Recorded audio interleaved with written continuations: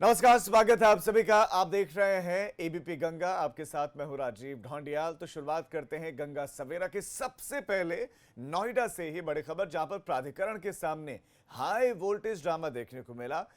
अवैध निर्माण ढहाने के लिए गई थी प्राधिकरण की टीम और उसके बाद महिला ने जमकर ड्रामा किया।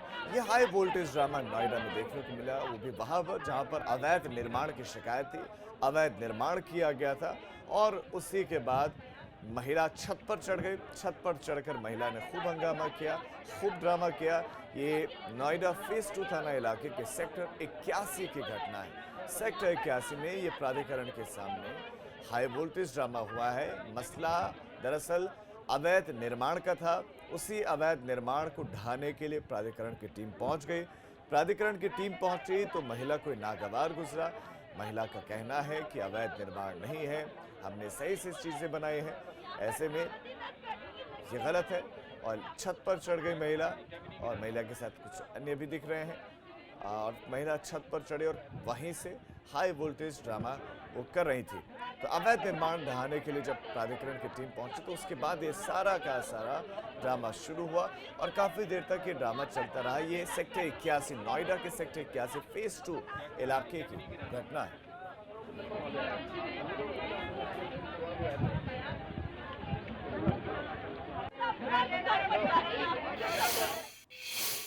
इस वक्त एक बहुत बड़ी खबर रुड़की से मिल रही है। पूर्व सीएम हरीश रावत की बैलगाड़ी तिरंगा यात्रा का मामला है और हरीश रावत 3 विधायकों समेत 3 कांग्रेसी विधायकों समेत 200 के खिलाफ 211 के खिलाफ मुकदमा दर्ज हो गया है।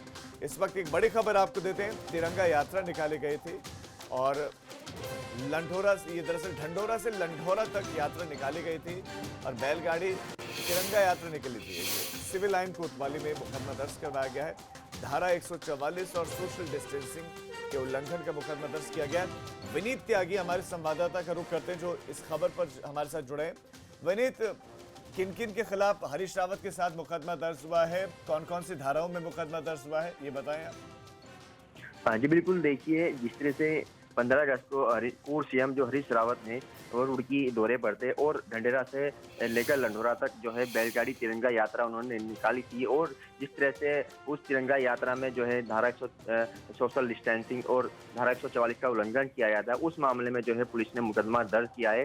सिविल लाइन कोतवाली में ये मुकदमा दर्ज किया गया है। और आपको बता दें कि ढंढेरा से लंढोरा तक ये बैलगाड़ी यात्रा निकली थी। इसमें हरीश रावत 3 कांग्रेस विधायक समेत जो 200 अज्ञात जो लोग हैं उनके खिलाफ वैसे तो प्रदेश में इस तरह के जुलूस, इस तरह की यात्राएं, इस तरह के कार्यक्रमों, यहाँ तक के सम्मेलनों, बैठकों तक में जो सामूहिक गैदरिंग जहां पर उस पर रोक है, तो फिर हरीश रावत ने क्या बिना इजाजत के यात्रा निकाली?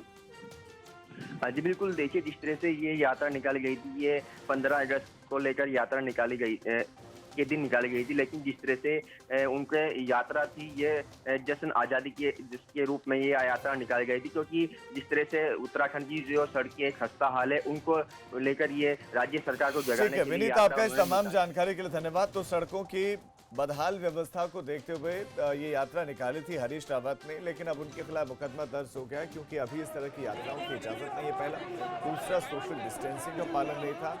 सैकड़ों कांग्रेसी कार्यकर्ता उनके साथ में जुड़ गए थे और किसी ने भी सोशल डिस्टेंसिंग का पालन किया। बहुत तो मास्क लगाए, बहुतों ने तो मास्क भी नहीं लगाया था। इस बीच में एक और बड़ी खबर का रुख करते हैं और ये बड़ी खबर दिल्ली से, जहां पर मुरी गेट के कूचा मोतर खां में ताबड़तोड़ फायरिंग की इस वक्त खबर मिल रही है। दिल्ली से इस वक्त की बड़ी खबर, ये मुरी गेट का इलाका और कूचा मोतर खां में ताबड़तोड़ फायरिंग हुई है। अज्ञात बदमाशों की भीड़ ने ताबड़तोड़ फायरिंग की है। घरों में और गाड़ियों में जमकर तोड़फोड़ की इस वक्त खबर मिल रही है। देर रात बताया जा रहा है कि डर के कारण लोग घरों में छुप गए थे क्योंकि ऐसी फायरिंग वहां पर हुई कि लोग डर गए घरों में।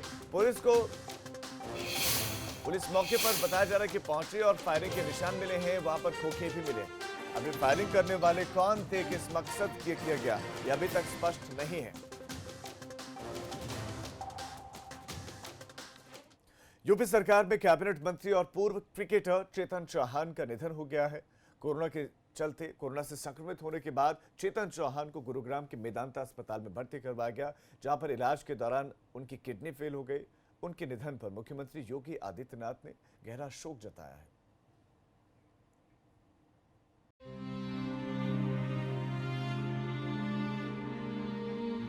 क्रिकेट के पिच से सियासत के मैदान में अपनी शख्सियत का दमखम दिखाने वाले चेतन चौहान के निधन की खबर से खेल से लेकर राजनीतिक जगत में सन्नाटा पसर गया।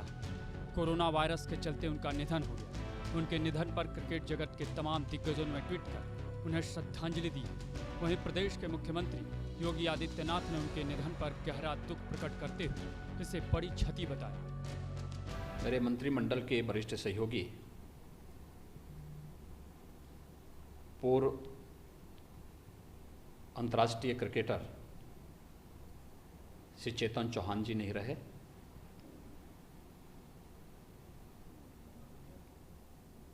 यह मेरे सभी मंत्रिमंडल के सहयोगियों के लिए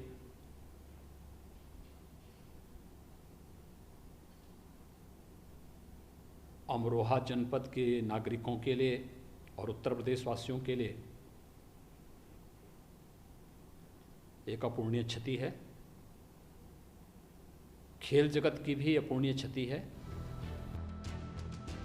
चेतन चौहान का जन्म 21 जुलाई 1947 को मेरठ में हुआ, लेकिन आर्मी ऑफिसर पिता की पोस्टिंग के चलते सन 1960 में वो पुणे आ गए। यहीं के वाडिया कॉलेज से बीए तक की पढ़ाई की। उन्होंने 2017 में यूपी विधानसभा चुनाव में बीजेपी के टिकट पर अमरोहा जिले की नौगांवा सादात विधानसभा सीट से चुनाव लड़ा और जीत हासिल की थी।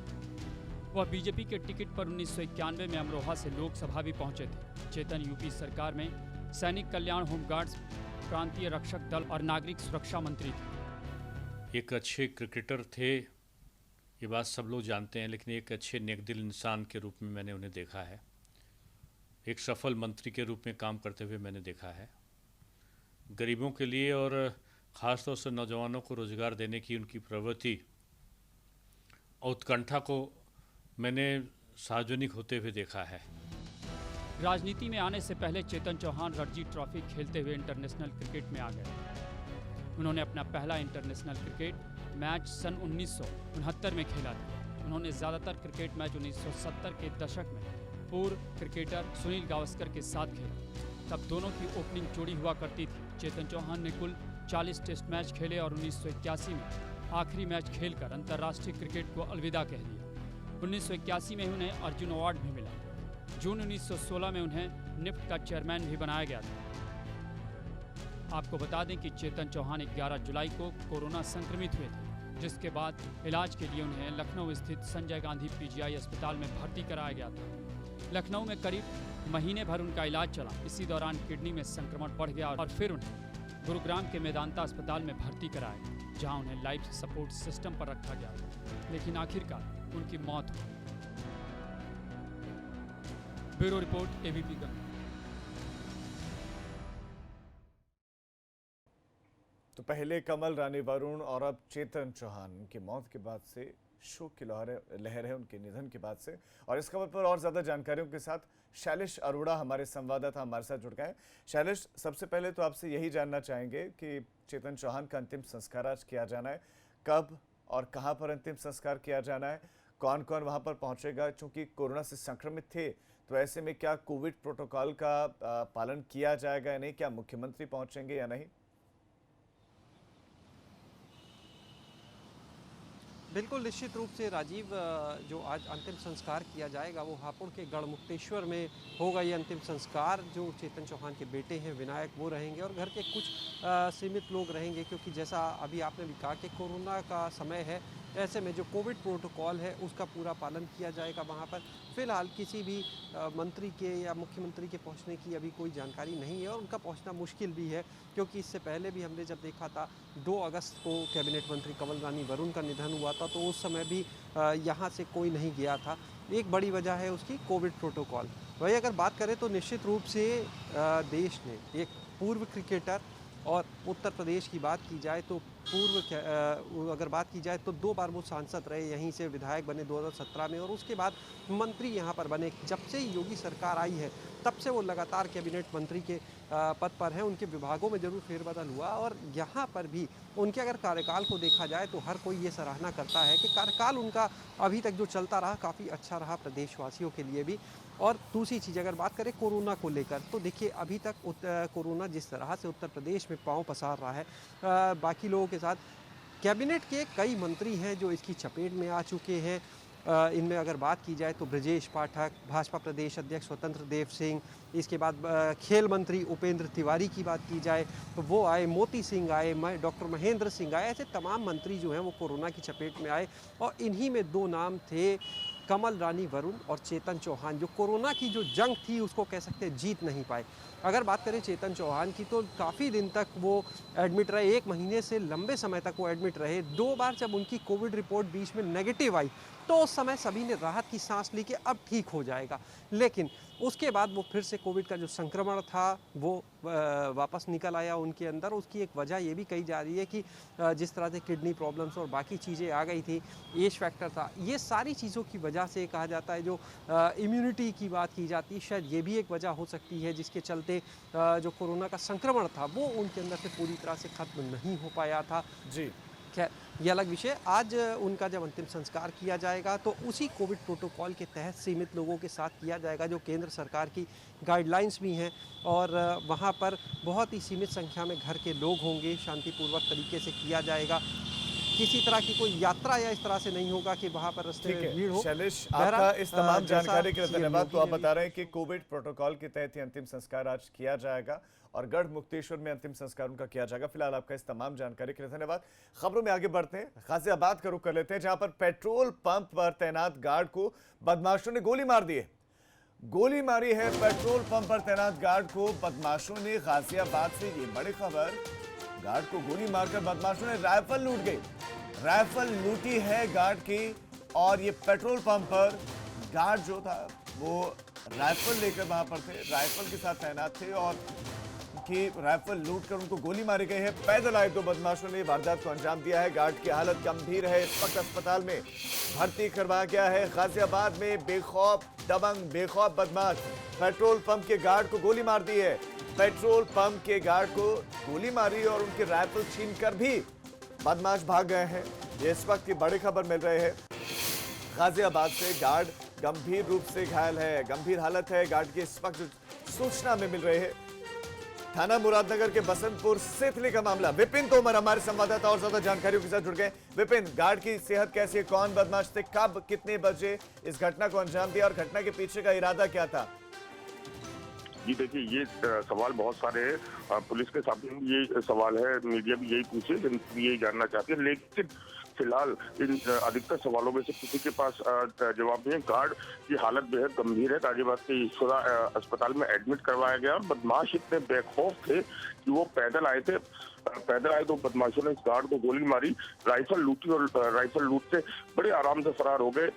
जो पुलिस दावा करती है लगातार कि रात को गश्त की जा रही है, और कल तो वैसे भी इतवार था जिसको लेकर पूरे उत्तर प्रदेश में लॉकडाउन रहता है, लेकिन उसके बावजूद लेकिन विपिन, पेट्रोल पंप पर सीसीटीवी होते हैं, क्या सीसीटीवी में कुछ पता चल पाया? दूसरा, स्टाफ वहां पर होता, क्या स्टाफ नहीं था? और गार्ड से राइफल लूटी, क्या वहां पर पेट्रोल पंप पर भी लूट की वारदात को अंजाम दिया गया?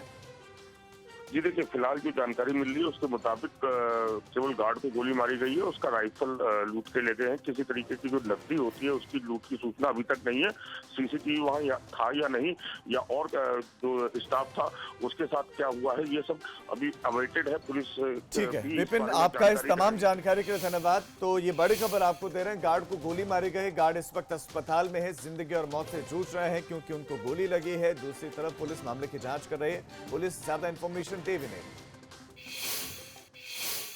ज्ञानपुर के बाहुबली विधायक विजय मिश्र को भदोही पुलिस ने सीजीएम कोर्ट में भेज किया, जहां से सीजीएम ने 14 दिनों की न्यायिक हिरासत में भेज दिया है। बाहुबली विधायक को प्रयागराज के नैनी जेल भेजा गया। इससे पहले गोपीगंज सामुदायिक स्वास्थ्य केंद्र में विधायक का कोरोना का टेस्ट हुआ। भदोही आने के दौरान विजय मिश्र के समर्थकों ने भदोही जिले से लगी ऊंच सीमा पर ही उनको रोक दिया गया था। तो एनकाउंटर के डर से समर्थकों को जुटाया गया था और अब चूंकि जेल में है, 14 दिनों की न्यायिक हिरासत में बाहुबली विजय मिश्रा को भेजा गया है। और इस खबर पर हमारे संवाददाता नीतीश पांडे और ज्यादा जानकारियों के साथ जुड़ गए हैं। नीतीश, किस तरह की कार्रवाई अब आगे चल रही है तो आप बताइए, ये पूरा का घटनाक्रम समझाते हुए। दूसरा, क्योंकि विजय मिश्र के समर्थकों की भीड़ हमने कल भी देखी, तो उस काफिले के साथ जहां पुलिस लेकर आ रही थी और इनके समर्थक कैसे जुट गए थे वो देखा था, तो इनके समर्थक जेल के इर्द गिर्द कुछ उदंडता ना करें, उत्पात ना मचाए, कुछ अप्रिय घटना ना जो है करें, तो उसके लिए क्या बंदोबस्त वहां पर है जिस जेल में है? क्या विशेष सुरक्षा के इंतजाम वहां पर है?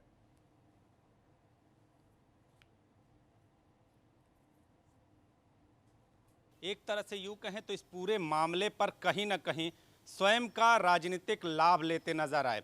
इस पूरे मामले में एक तरफ माफिया, दूसरे तरफ कहीं ना कहीं विजय मिश्रा की दबंगई और तीसरे तरफ उनका ब्राह्मण होना और ब्राह्मण चेहरे के तौर पे सामने आना इस बात का संकेत है कि निश्चित तौर पे मौके का फायदा विजय मिश्रा ने उठाया है। जिस तरह से पूर्वांचल में एक बड़े ब्राह्मण बाहुबली की इनकी छवि है और जिस तरह से 73 मुकदमे, हालांकि उनके परिवारजन उन मुकदमों में बरी होने की बात कर रहे हैं, लेकिन विजय मिश्रा कोई ऐसे आदमी नहीं है कि जिन्हें संत कहा जाए।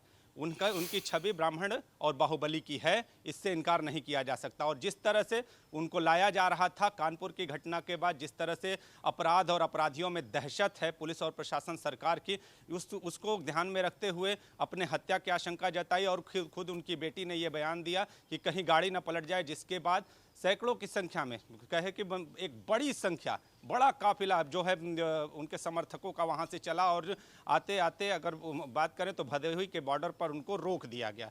लेकिन उसके बाद का अगर हाल बताएं तो जो आरोप लगे इस पूरे मामले में, जो आरोप लगे, पहले विजय मिश्रा की पेशी होती है, पेशी के बाद उनकी बेटी बाहर आती हैं और बाहर आकर ये बयान देती हैं कि विजय मिश्रा पेशी के दौरान उनकी तबीयत खराब हुई विजय मिश्रा की, और उसके बाद एसपी भदोही पर उन्होंने गंभीर आरोप लगाए कि इस पूरे मामले में उनके रिश्तेदार के साथ मिलकर एसपी भदोही साजिश रच रहे हैं, जिसको एसपी भदोही ने साफ तौर पे नकारा और कहा कि मैं उन पर कार्रवाई कर रहा हूं, जिसकी वजह से मेरे ऊपर ये आरोप लगाए जा रहे हैं। तो निश्चित तौर पे पुलिस और विधायक समर्थकों में खींचतान की स्थिति है। शहर में कहीं ना कहीं सुरक्षा के माहौल को प्रभाव पड़ सकता है, सुरक्षा के माहौल पर, लिहाजा सुरक्षा बलों की तैनाती है, पुलिस बलों की तैनाती है। विधायक को, जो बाहुबली विधायक है, उनको नैनी जेल यानी कि ट्रांसफर किया सुरक्षा गया, के पुख्ता इंतजाम है। सबसे बड़ा नीतीश, सवाल आपका ये इस है तमाम जानकारी के लिए धन्यवाद। तो जेल में इस वक्त बंद है, जेल के इर्द गिर्द और साथ साथ शहर में सुरक्षा के पुख्ता इंतजाम किए गए हैं। अब एक छोटे से ब्रेक के लिए हम रुक रहे हैं, फॉलो आउट रहे हैं। आप देखते रहिए एबीपी गंगा।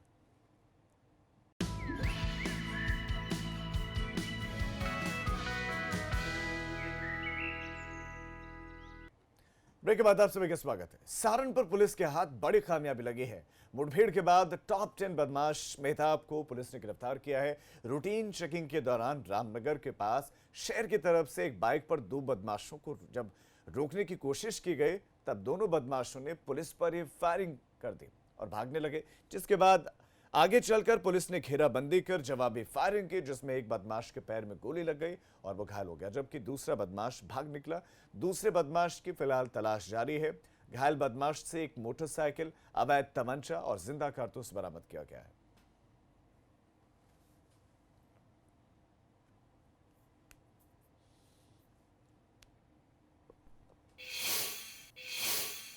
और अब एक ऐसी खौफनाक हत्या की कहानी जो लखनऊ से जुड़ी हुई है, जिसका बाराबंकी पुलिस ने खुलासा किया है। पुलिस ने एक बिजली के बिल से युवती के ब्लाइंड मर्डर केस की गुत्थी सुलझाई है। पुलिस ने एक बिजली के बिल से हत्या का खुलासा करते हुए आरोपी पति को गिरफ्तार कर लिया। आरोपी ने बताया कि 5 जुलाई को सुबह कुछ बातों को लेकर महिला से उसकी कहासुनी और मारपीट हुई और गुस्से में आकर उसने घर में रखी एक लोहे की रॉड से वार कर दिया, जिससे वो बेहोश हो गए और उसके मुंह से खून निकलने लगा। लगभग 1.5 घंटे के बाद उसे लगा कि वो मर चुकी है, तो उसने मुर्गा काटने के एक धारदार चाकू से उसके हाथ और पैर काटकर सूटकेस में बंद करके शव को सड़क किनारे फेंक दिया। शव को फेंकने के लिए इस्तेमाल में लाई गई कार, मृतका का मोबाइल, आरोपी और मृतका के निकाह का रजिस्ट्रेशन पेपर, मृतका के शैक्षिक योग्यता की सर्टिफिकेट तथा उसके ज्वेलरी समेत दूसरी वस्तुओं को पुलिस ने बरामद कर लिया है।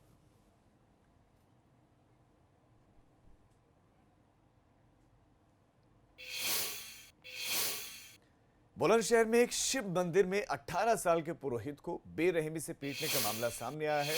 शनिवार रात पुरोहित खेत पर गए हुए थे और वहां पर बताया जा रहा है कि खेत की रखवाली करने वाले युवक ने लाठी डंडों से पुरोहित को जमकर पीटा। घटना को अंजाम देकर आरोपी फरार हो गया।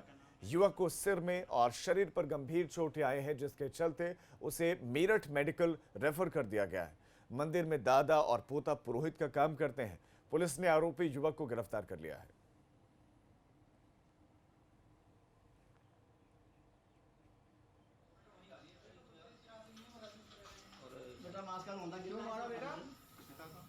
इसका पिता का नाम है संतोष कुमार।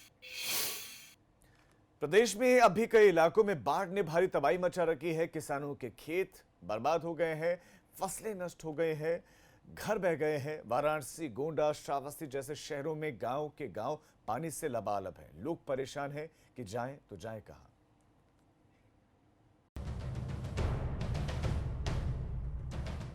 सबसे पहले वाराणसी की तस्वीर देखिए। गंगा का जलस्तर लगातार बढ़ रहा है। गंगा सीढ़ियों के ऊपर बह रही है। बढ़ते जलस्तर से नदी किनारे बसे लोगों में दहशत फैल रही है। ये आप देखिए 1 सेंटीमीटर प्रति घंटा की रफ्तार से गंगा के जलस्तर में बढ़ोतरी हो रही है। घाटों का आपसी संपर्क टूट चुका है और अब किनारे पर चिंता बढ़ने लगी है। सिर्फ चिंता ही नहीं बल्कि किनारे के वासी अब दहशत में आ गए हैं। आपको बता दें कि गंगा के साथ सहायक नदी वरुणा का भी जलस्तर बढ़ रहा है। लिहाजा लोग इसकी जद में आने से बचने के लिए पलायन की तैयारी में हैं। यहाँ हर साल बाढ़ आती है। व्यवस्था सुधारने के भी दावे हर साल किए जाते हैं, लेकिन जमीनी हकीकत कुछ और ही होती है। गोंडा में नेपाल के बैराज से छोड़े गए करीब 3 लाख क्यूसेक पानी के बाद घाघरा नदी का जलस्तर बढ़ गया है। बढ़ते जलस्तर से कर्नलगंज और तहसील क्षेत्रों में बाढ़ जैसे हालात हैं। कई घर टापू बन गए हैं। किसानों की हजारों एकड़ की फसलें भी बर्बाद हो गई हैं। लोग पशुओं को लेकर ऊंचे स्थानों की ओर रुख कर रहे हैं। लोगों की माने तो यहाँ बाढ़ से करीब 1 माह से यही हाल है। घाघरा नदी खतरे के निशान से ऊपर है, जिसके बाद जिला प्रशासन के साथ ग्रामीणों की मुश्किलें बढ़ गई हैं और बीते दिनों आए बरसात के चलते यहाँ पर बाढ़ के हालात थे और एक बार फिर बाढ़ के हालात हो गए हैं। गोंडा में कर्नलगंज तहसील और तरफगंज तहसील में बाढ़ जैसे हालात है। इस समय हम नकहरा गांव में हैं, जहाँ पर 1000 की आबादी बाढ़ से प्रभावित है और लगभग जो 9 मजरों में पानी भरा हुआ है। वहीं हापुड़ में तीर्थ नगरी गढ़मुक्तेश्वर के खादर क्षेत्र में गंगा नदी फिर से उफान पर आ गई है। गाँव में बाढ़ जैसे हालात पैदा हो गए हैं। कई गांवों का गढ़ शहर से संपर्क टूट गया है। बाढ़ के कारण इलाके के लोगों में दहशत का माहौल बना हुआ है। किसानों को पानी से भरे रास्ते से होकर गुजरना पड़ रहा है। पशुओं को चारा लाने में भी काफी दिक्कतों का सामना करना पड़ रहा है।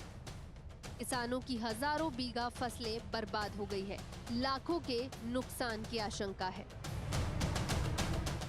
बात मेरठ की करें तो यहाँ का हस्तिनापुर खादर क्षेत्र पूरी तरह से जलमग्न नजर आ रहा है। शेरपुर ग्राम के सामने का तटबंध टूट गया है, जिसके चलते यहाँ हालात बिगड़ गए। Bureau report, ABP Ganga.